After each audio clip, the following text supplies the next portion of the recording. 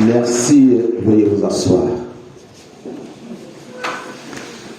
Mes frères et mes sœurs bien-aimés, aujourd'hui, 7 août 2024, notre cher pays, la Côte d'Ivoire, célèbre son 64e anniversaire de son accession à la souveraineté internationale. Il y a 64 ans que notre jeune pays proclame son indépendance vis-à-vis de toutes les nations selon le principe de l'égalité en droit international.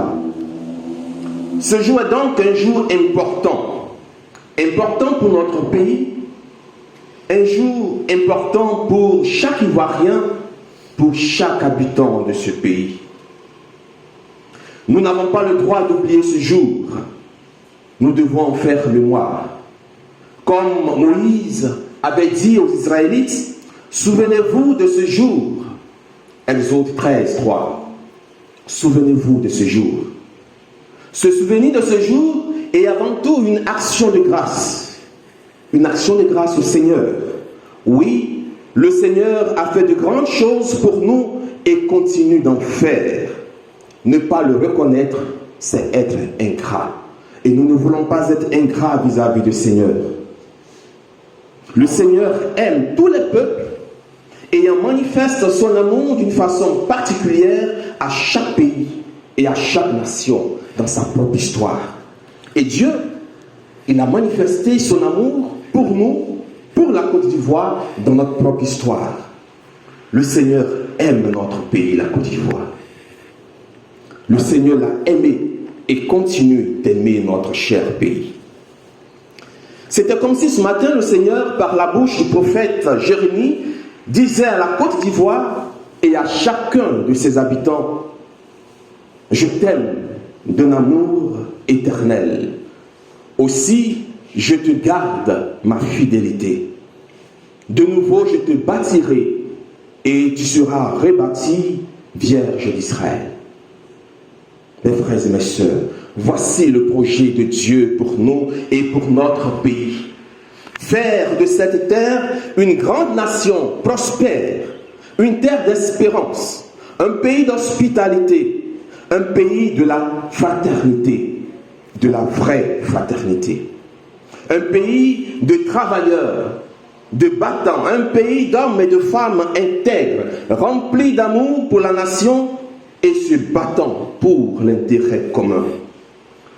Notre action de grâce en ce jour aura un sens aux yeux de Dieu si nous sommes résolus, par gratitude au Seigneur, de vivre selon ce beau projet qu'il nous offre.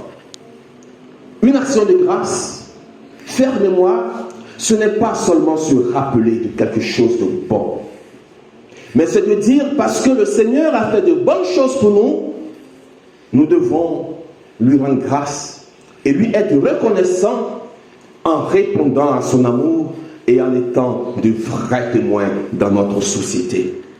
Chers frères et sœurs, une nation, elle se construit. Elle se construit avec la contribution des uns et des autres. Chacun devient un facilitateur de développement, de rassemblement, un facilitateur d'unité, de paix et de vrai bonheur. Mais comment cela pourra être possible si notre foi n'est pas incarnée dans le quotidien de notre vie? Comment cela peut être possible si notre foi ne prend pas chair, si notre foi n'est pas éloquente, si notre foi ne parle pas et ne témoigne pas du Christ là où nous sommes? Ce n'est pas d'abord une affaire du président de la République. Ce n'est pas d'abord une affaire des élus et des politiques. C'est avant tout une affaire de chaque chrétien qui accepte par sa foi en Jésus-Christ d'être sel et lumière du monde, en disant non à tout ce qui entrave au développement du pays. C'est une affaire de prophètes qui dénoncent le mal et annoncent le bien. Dénoncer, ce n'est pas seulement parler et ne rien faire de bon. Il y a un frère qui dit, tu parles bien, mais tu fais rien de bon. C'est pas cela dénoncer. Dénoncer, c'est dire, dénoncer le mal, c'est dire par la parole et faire par les faits. Annoncer le bien, c'est dire par la parole et agir dans les faits. Mes frères et mes sœurs bien-aimés, si nous voulons que notre pays soit émergé et non émergent, debout et non rampant, construit et non démoli, nous avons un devoir. Nous avons un devoir, celui d'être un modèle de l'espérance promise à l'humanité, comme nous le chantons dans notre hymne national. Des modèles d'espérance. Être modèle d'espérance, être témoin d'espérance et d'amour, c'est avoir une conscience citoyenne. Car, comment voulons-nous que le pays émerge si, parce que nous sommes fonctionnaires d'État, nous nous permettons d'arriver au poste de travail à 10h30 pendant que des dizaines de personnes attendent depuis 7h30 nos services pour lesquels nous sommes régulièrement payés? Avoir la conscience citoyenne, c'est être un témoin de Christ. Et c'est ça, avoir la conscience citoyenne. Nous voulons que tout aille bien, alors que nous ne payons pas nos impôts. Il y a des gens qui font du business, mais ne payent pas les impôts, ne payent pas les taxes communales. Tu n'es pas un bon citoyen si tu te comportes ainsi. Et si tu veux que le pays change, tu dois commencer à changer là. Nous traitons mal nos employés, aussi petite soit notre entreprise. Nous faisons dormir nos filles de ménage dans la cuisine ou dans le couloir. Nous voulons que tout change. Mais le changement commence par nous-mêmes. Nous voulons être émergents. Non, nous voulons émerger. Mais cette émergence commence d'abord par nous-mêmes. Nous voulons que tout aille bien alors que nous trichons. Nous détournons des fonds. Nous sommes corrompus et corrupteurs. Le changement, ça commence par nous-mêmes, individuellement. Nous voulons que tout aille bien, que tout change, alors que nous avons démissionné de l'éducation de nos enfants. On préfère les confier à des écrans qu'à des livres qui pourraient les instruire. On préfère les faire dialoguer avec les écrans pour se débarrasser d'eux, au lieu de nous approcher, de dialoguer avec eux pour se rapprocher d'eux et les abreuver aux sources de la sagesse transmise par nos parents. Mais hélas, dans tous les cas, la réalité est qu'on ne peut offrir que ce qu'on a reçu. Si on a reçu des écrans, on va donner les écrans.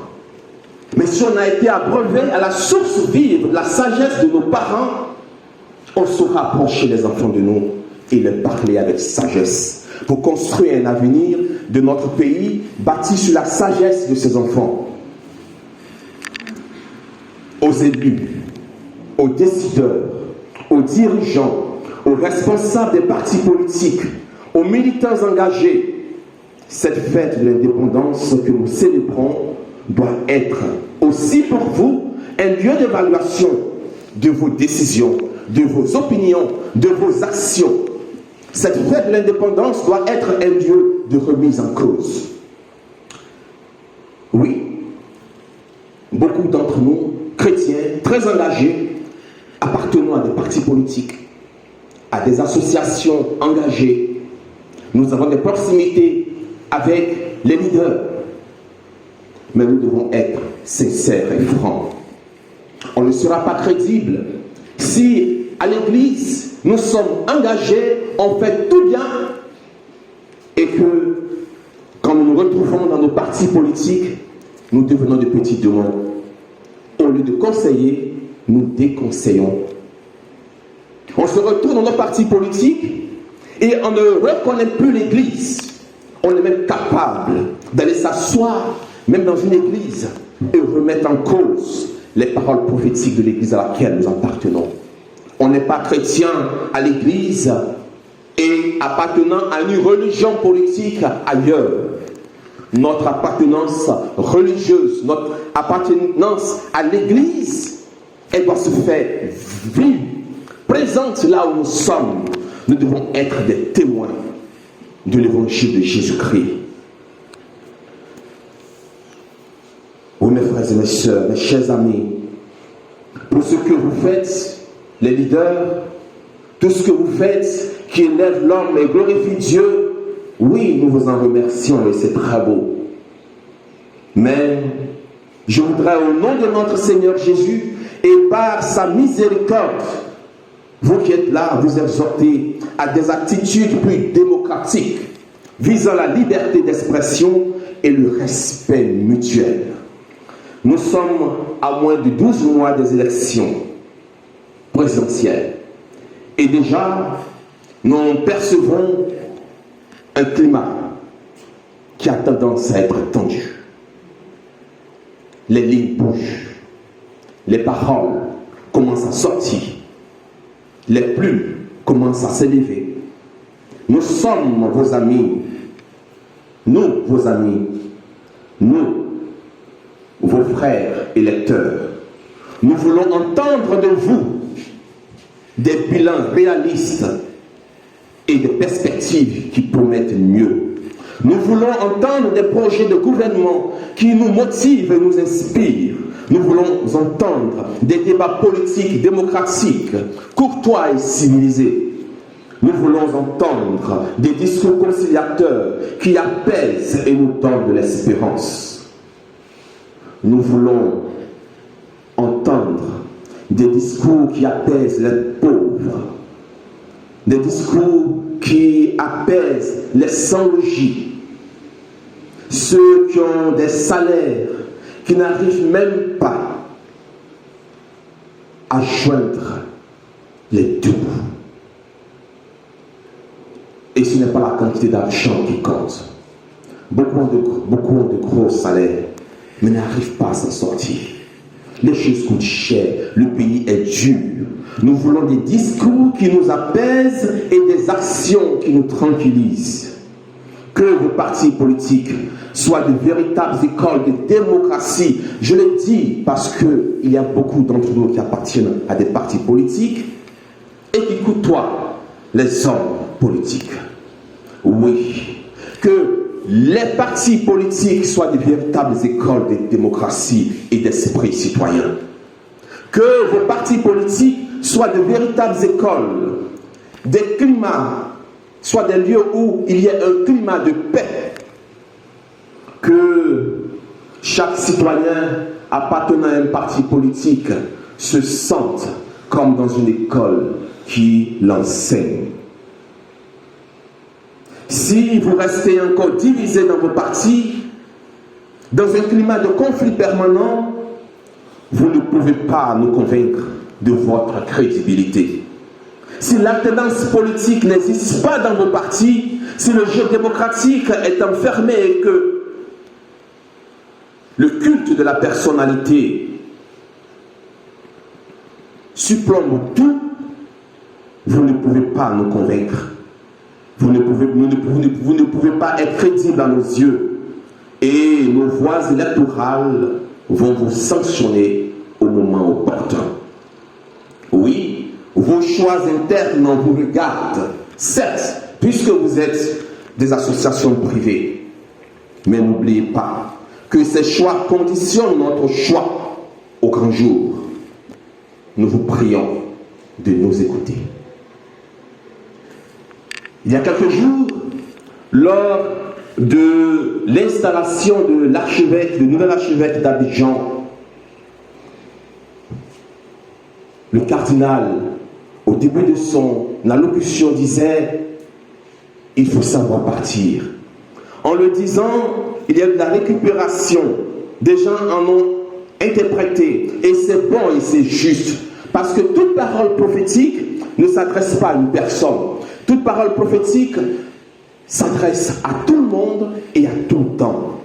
Il faut savoir partir dans l'église, il faut savoir partir dans nos foyers, il faut savoir partir dans nos lieux de travail, il faut savoir partir en politique. Et le savoir partir, c'est savoir aussi partir à l'intérieur des partis politiques avant de savoir partir au niveau de l'État. Si pendant des années, des décennies, nos pays africains ont coulé sous la guerre civile, sur des rébellions, c'est parce qu'on n'a pas su partir.